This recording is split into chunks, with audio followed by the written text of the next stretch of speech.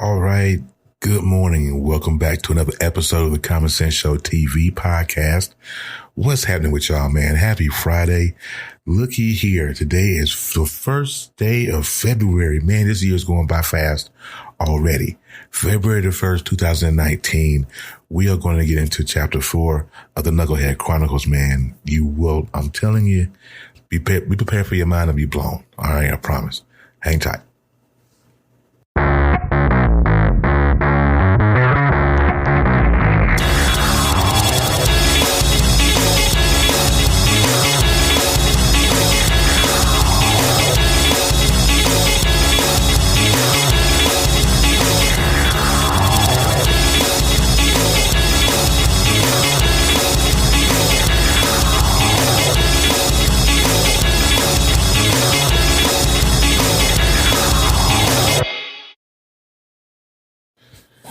All right, and welcome back after my little funky rock intro there. I'm going to get me another intro. I'm going to figure out how to delete another one.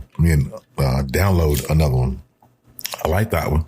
Seems pretty fitting for my show and everything, but I'm going to download another intro by this weekend. Maybe you like that one, let me know. Send me a message if you like it. All right. So you guys, thank you again. Those of you who are listening, who chime in every day, well, not really chime in, but by chiming by listening to the podcast. I am currently in the midst. I'm kind of in the middle right now. I'm kind of winding down, telling my life story here.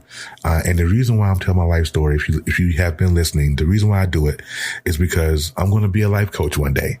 And I want people who I'm trying to help coach to make a better life for themselves. They can understand exactly where I come from and let them know that they aren't the only ones that's going through it. Because the stuff that I did as a youth was stupid, just really retarded. And then chapter 4 today is going to really be a depiction of what I'm talking about. It's going to blow your mind here. All right. So let's get right into it. Now, those of you who've been listening, I think I'm in chapter 4, and, I have depicted my life up until the point now. I've been married already, and I'm going into my second marriage. But before I get into my second marriage, I had a long-term relationship with a older woman. So just to recap, found out at 16 years old that my daddy wasn't my daddy, went through, started hating my mother, had a baby at 16, married, asked my baby mother to marry me. She turned me down. I was further upset. Ended up leaving, getting married to my first wife at 19 years old, who I had no business marrying. Had a beautiful baby girl with her, and our rough and tumultuous times together, and it was just bad. And so here we are, up to the point where I have left my first wife in Greertown. So I'm telling you, you guys have to listen to the podcast to find out what the heck I'm talking about, but you have to listen to the podcast. So if you're listening to this one and haven't heard part 3, I need for you to stop, listen to part 3, and listen to 2, and then listen to 1 if you haven't heard any of them. But in order for you to keep up with what I'm saying, and that's this podcast, you have to have listened to the last 3. It's just like watching movies and sequels. You can't watch The Matrix Revolutions and then watch The Matrix. You're not gonna have no idea what you're looking at, right? You feeling me on that? So make sure you go back and listen to the podcast that you missed. All right. So we're at the place where I have left my first wife. Now, at the time when I left my first wife, it was so much stuff that was going on because she cheated, and, I wasn't the perfect husband. I made mistakes. I got out of work. I was kind of jealous. I did a lot of crazy stuff, right? So even in leaving her stranded, I left her stranded. I abandoned her. And that was because I was so outdone by all of her shenanigans with the cheating and the 2 dudes and all that good stuff. I couldn't. And it was like, all right, this is my payback to you. I'm going to leave you abandoned. Let me tell you something, fellas or ladies, if you're listening to me. Payback doesn't work. It always backfires. It always backfires on you. And it hurts the other person worse.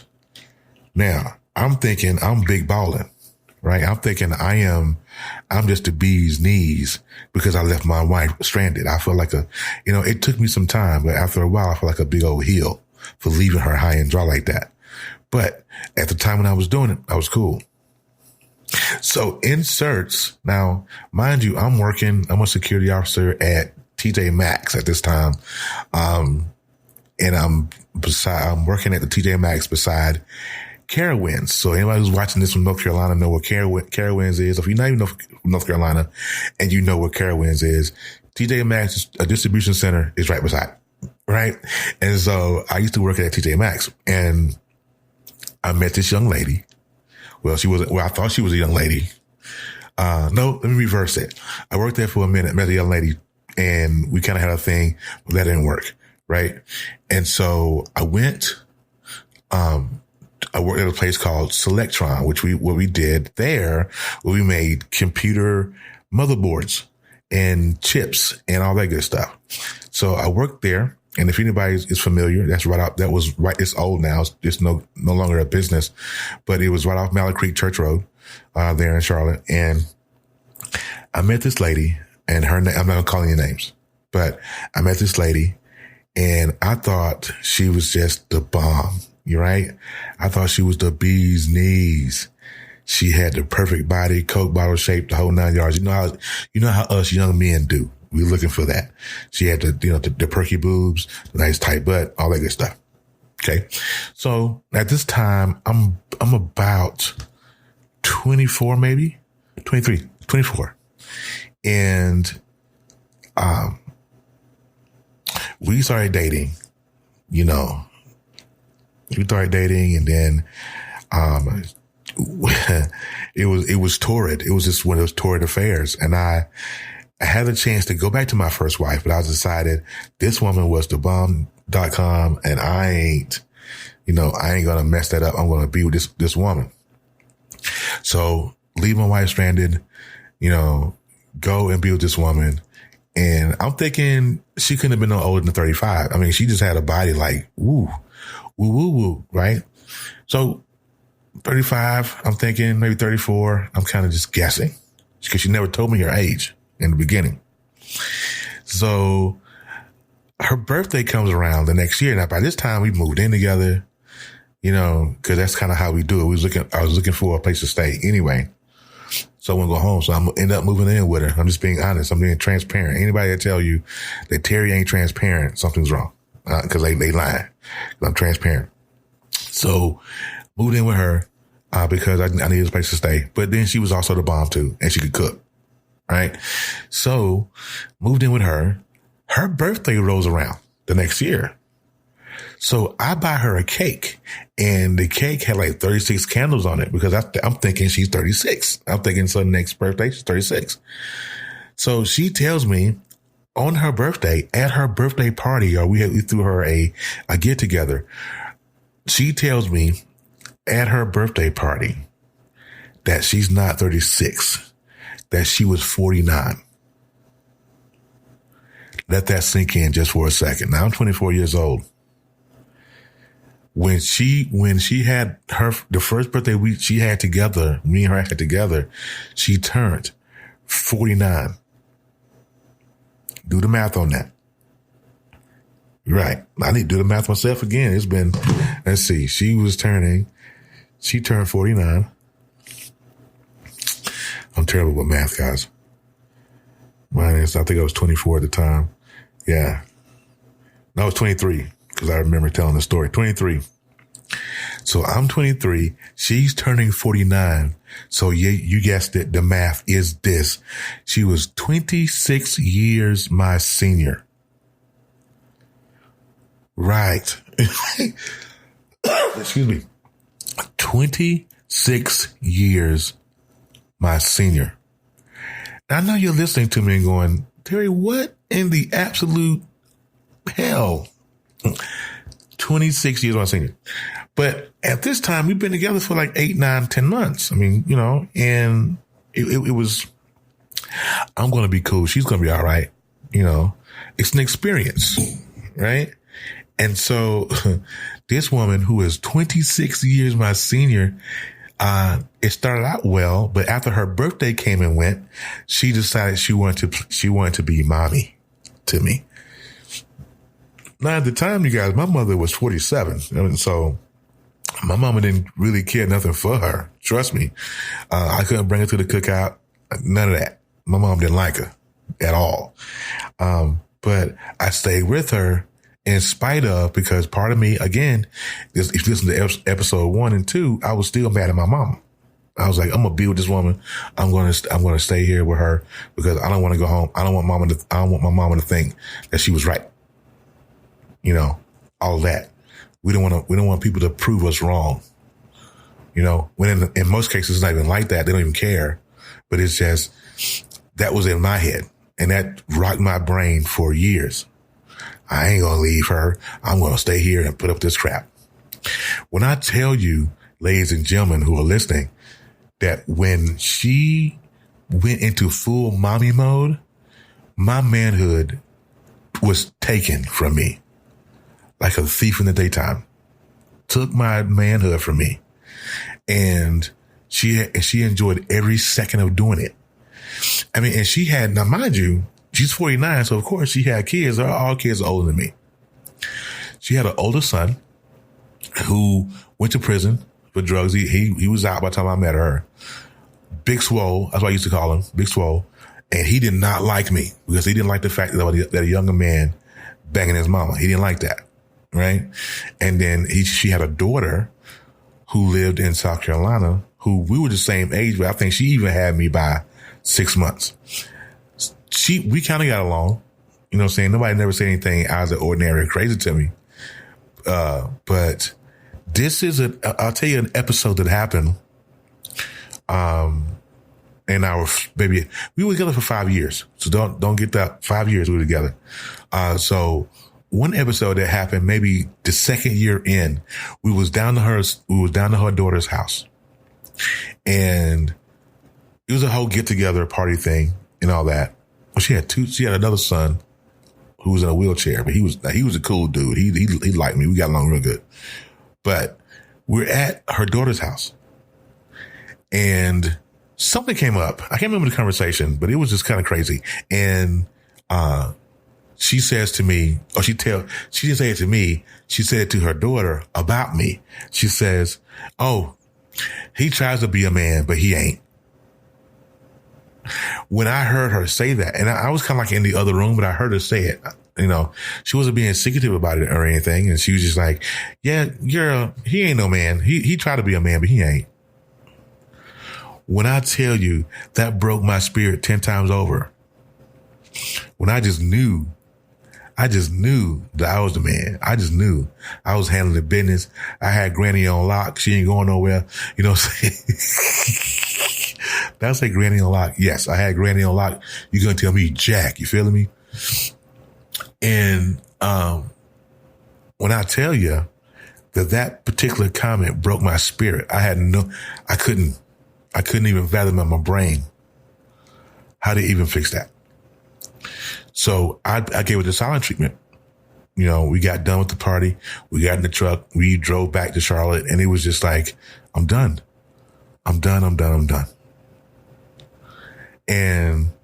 I didn't say that to her. I just kind of, give it a silent treatment. And so henceforth, after that happened, you guys, that is when the hoe came out. That's when I was teetering on trying to be faithful of being a full-blown hoe. And the full-blown hoe came out after that particular statement. My first thought was, how dare you take my manhood from me? So I became a hoe because that I thought that being a hoe or sleeping with as many women as I can would bring my manhood back. Fellas, if you're listening, that does not bring your manhood back. Doesn't matter how many people you sleep with. You can sleep with 100 women. You can get whatever you need from them, and it still does not bring your manhood back. It's just like putting a Band-Aid on a broken arm. That's exactly what happened here. I thought I was the man, but we're going to get into that in just a minute. I'm going to take me a break right now. Hang tight. I'll be right back.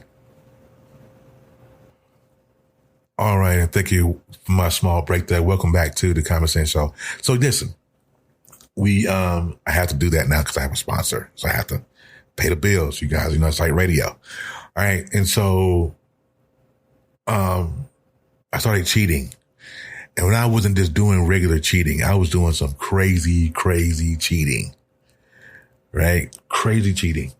And, I didn't have a care in the world. I didn't care. I was mad. This woman took my manhood. I could have stayed home. My mama, without having to deal with all this other good stuff. But because that was the first thing that dawned on me. It was like, what was I thinking? I could have just stayed, with her. I could have just went home. I had to deal with that. So that was kind of a thing that I went through all by myself. Self-inflicted issue. Because all I had to do was just go home. But instead, I dealt with four or five more years of, four more years of torture from this woman. Because I thought I was in love. 4 more years of nonsense because I thought I was the man. When she clearly told me in year 2 that I wasn't the man. I wasn't even a man, not the man, a man. When I tell you she tried to snatch my soul at 24, she did. Now don't get it twisted. She was a good woman. She took care of me. She bought my clothes. She bought my shoes, all that good stuff right there. Just like a good mama would do. Right. And she treated me as such. And so I went through that. So started cheating. I had all kinds of, when I tell you I had all kinds of girlfriends, there was no shortage of what I had. I mean, it didn't matter. At that time, my swag was on 100,000. I wanted the cutest mofo, but I was the funniest mofo. And people love funny dudes. Right? So they used to call me the laughable panty dropper. The laughable panty dropper, because if I made you laugh, it was over. Right? So glad I'm grown. So glad I'm grown. Oh my God. But I tell you, there's one instance where I cheated on her. And this is for all the fellows who's watching this and who think that cheating is okay and think that's being out here. There's so many stories I could tell you. I'm not going to tell you all the stories, but I will tell you this one. I got so tired of being with, this woman. I cheated with this girl from South Carolina, and she had me so convinced that she wanted to be with me, that I was just a sucker for it. Now, at this time in my life, I was working at Lance Corporation there in Charlotte, right there on South Tryon Street. You guys are in Charlotte, you know what that is. But the cracker company, and I was working there, graveyard, and I had a forklift driver who had a cousin, and it was like, I was going to hook you guys up. And she hooked us up. And, I went down to see her, and one Friday, I told my girlfriend who I live with that I had to work, but I really didn't. Right. And then, went down there, spent the night with her, Now, mind you, she didn't tell me she had a boyfriend. Right. She had a baby daddy. Well, not necessarily a boyfriend, but a baby daddy. So I'm down there, and we get down there like 4 or 5 o'clock in the afternoon. So we're riding around the town, going to get something to eat. We just kind of chilling. Somebody goes back and tells the baby daddy that I'm down there visiting, or they saw her with another dude. So that night we're in the bed. We've already done our due, and we're laying in the bed. We're sleeping. It's 2 a.m. Next thing I know, her phone rings. She answers it. She looks at it and she goes, "Oh no, it's him." Or I'm not calling names, but, oh no, it's some nonsense. Oh no. And so he left a voicemail and says, "I'm on the way over." Now they had a little girl together, right? So he was like, "I'm on the way over." I'm like, "Dude, it's 2 a.m. I'm thinking to myself, it's 2 a.m. He ain't come over here. Next thing I know, bam, bam, bam on the back door. I mean, this was like 3 minutes. It wasn't even, 3 minutes. He's bam, bam, bam on the back door. And I was like, oh my God, what's going on now? What's going on? This dude is really crazy. Now her back door had a deadbolt. Her front door didn't. Right. So he was like, bam, bam, bam. She didn't answer. I think she hollered something through the window, and she was like, all right, F it. And comes around the front of the apartment building, takes his debit card or whatever, slides it in the door, pops the door open. I'm jumping up. I'm in my drawers, you guys. I'm in my drawers. I jump in the closet, and I'm just nervous. So he comes in. I'm thinking, now this is just to go to show you that you can leave here at any point. People are crazy, right? So I'm jumping in the closet. I'm pulling the R. Kelly, jumping in the closet. So I'm in the closet, and he's like, who you got down here? Somebody told me that you was with another dude. Where you at? Where you at? You know what I'm saying? And she was like, and she's lying to him. She was so afraid of this dude. She takes off out the back door, jumps in her car. Supposedly she calls the cops, right? Cops don't show. And for a while, they get there eventually, but they don't show. And so he's like, okay, well, I'm coming to get my daughter. Where her jacket? Now, mind you, her jacket is behind me in the closet. So he's looking. And so he finally opens up the door of the closet, and he sees me standing there in my drawers. Now he's got a gun drawn. He's got gun drawn, whole 9 yards. I think it was a 38 that he had. And he said, come on out, man. Come on out. So I come out. Now, mind you, I am scared out of my mind. You understand me? This dude got 38 that he's just waving. You know what I'm saying? So I'm sitting on the end of the bed. I put on my clothes, and he's like, man, listen, if you want to continue to live, stay off and down here. And I was like, you got it, brother. You know what I'm saying? Because I don't want no trouble. And so I put on my clothes. I cussed her out. I said, listen, take me back to Charlotte right now. And so she was embarrassed. And so she did. She got to the car and she took me back to Charlotte. Listen to me, fellas. And I tell that story because it's a funny story. It was funny, but it wasn't funny at the time I was going through it. Don't let your emotions get you in a place where you can't back up, because had dude been like crazy, he could have shot me and killed me right there in her closet and would nobody have known. You know what I'm saying? So you guys be very, very careful out here. Don't make the mistake of thinking that you can go out here and cheat and think there's no repercussions behind it. I promise you it is. I promise you it is. And if that woman tell you if she tells you that ain't no baby daddy, or we ain't screwing, or we ain't doing anything, she lying. Check the facts, bro. I promise you, check the facts before you do anything, because all it takes is for somebody, some man to come through there and be like, you told me, Listen, be mindful, because you don't want to end up in somebody's graveyard because you don't know how to act. You feeling me? Don't mess around and be in somebody's graveyard because you want to be stupid, or you want to be super Mr. Badass. Quit that. All right. But it was so many different stories as I was going through with this older woman. I mean, 26, again, you guys, mind you, 26 years my senior, I went through it with her. We went through three different places, and she dogged me the whole way. To her family, to her friends, I was nothing to her. I was trash to her until I said, oh no, I can't do this no more. So I went through 5 years of absolute torture and nonsense. Self-inflicted. I can't blame her. Self-inflicted because I wanted to be bad. I wanted to be mad at folk. I wanted to be selfish. 5 years of absolute torture and nonsense. Don't go through the same thing. Don't be a knucklehead, y'all. Don't be a knucklehead. Don't think that you can do this by yourself. Find you somebody that's going to help you. If you need somebody to help, call me. I got you. I promise. Now, through those life steps, there's so many things that happen with her that I'm not going to get into in these podcasts because it's just it's kind of minor. So I won't get into all that. I just want to tell you the big stuff. And it was just the fact that I got to cheating. I caught my first STD while I was out there cheating because, I was bad. I wanted to go in raw. I caught my first STD.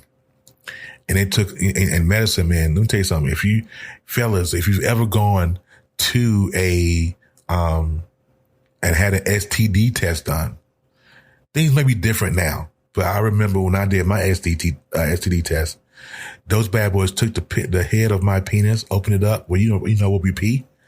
Open that bad boy up, took a cotton swab in there and started digging around in there, right in the head. Let me tell you something, man. That hurt. That hurt for real. Serious business. Okay? So be careful, because those STD tests are not fun. If you never had one, go get one. Go get tested.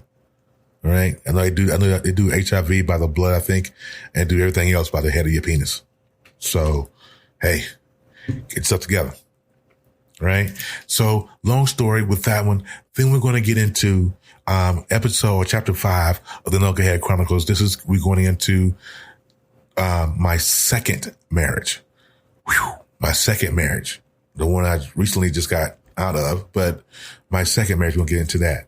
So stay tuned. This is episode 4 of the Knucklehead Chronicles, brought to you by the Common Sense Show TV. Thank you guys for listening. I really appreciate you guys. If you want to follow me on Facebook, you can follow me at facebook.com/bullsfan40. You can follow the Facebook page at facebook.com/the Common Sense Show TV page. Do not forget to put in the PAGE. If you don't do that, you're going to get a guy named Dave. Dave seems cool, but he ain't me. All right. Also, I do this podcast every day, so please make sure that you go and support and sponsor if you'd like. Please support though, but sponsor. Now that I have a sponsor, it's a drive to 1,000 plays for me. So I need for everybody that's listening to this, please pass it along to your friends. Just tell them, if they don't listen to the whole thing, give me 2 minutes, and then they'll still show as a play for me. I'm trying to up my plays to 1,000 plays to my sponsor will kick out and pay me. But, and you guys, just like my commercial said, if you want to get into this podcasting thing, web domains, all that good stuff, check out the space. You guys have a great day. I'm out of here. Have a great weekend. All right. See you guys on Monday.